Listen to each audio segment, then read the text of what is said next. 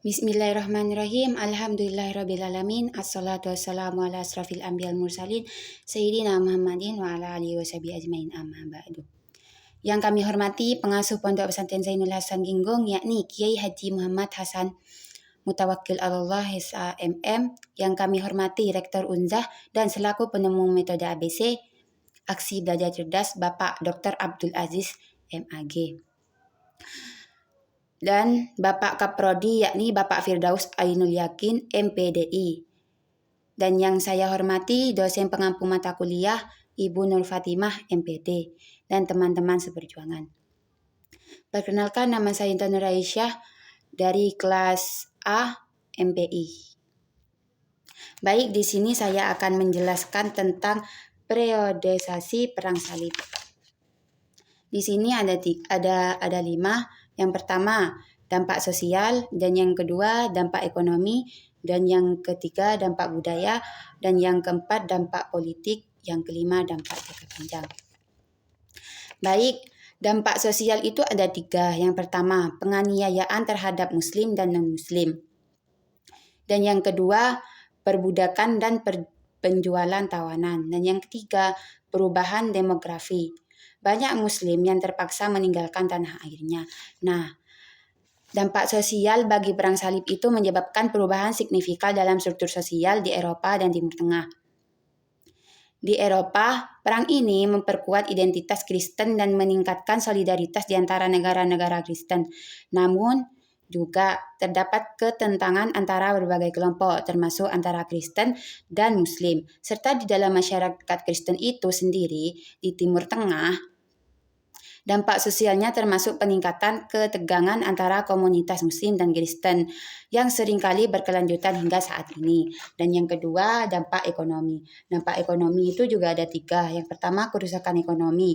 Perang menghancurkan perdagangan dan pertanian. Dan yang kedua, pembajakan dan perampokan. Dan yang ketiga, pemusatan peluasan ekonomi Eropa. Nah, dampak ekonomi bagi perang salib itu membuka jalur perdagangan baru antara Eropa dan Timur Tengah. Hal ini menyebabkan pertumbuhan ekonomi di kota-kota pelabuhan.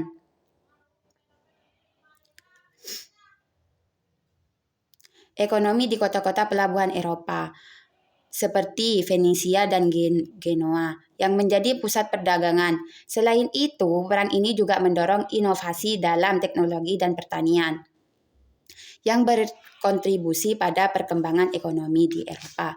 Dan yang ketiga, dampak budaya. Dampak budaya itu juga ada 3. Yang pertama, hilangnya warisan budaya Islam. Dan yang kedua, pengaruh budaya Barat. Perang salib memperkenalkan budaya Barat ke Timur Tengah. Dan yang ketiga, perubahan sastra dan bahasa. Dampak budaya bagi perang salib itu memfasilitasi pertukaran budaya yang signifikan antara dunia Kristen dan Islam.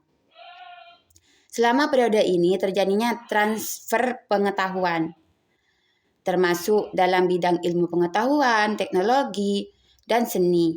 Umat Kristen yang kembali dari Timur Tengah membawa ide-ide baru yang berkontribusi pada Renaissance di Eropa.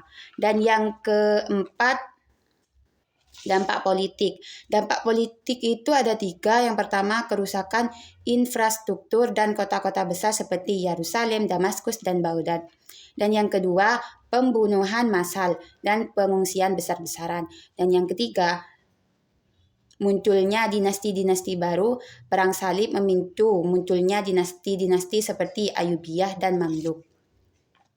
Dampak politik di perang salib itu juga terpengaruh oleh dampak politik di perang salib itu memperkuat kekuasaan raja-raja Eropa yang menggunakan keberhasilan militer untuk meningkatkan legitimasi mereka. Di sisi lain, kekalahan dalam perang juga menyebabkan krisis politik dan tidak stabilan di beberapa kerajaan di Timur Tengah.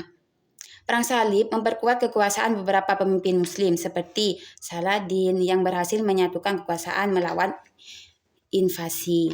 Dan yang Dan yang terakhir dampak politik.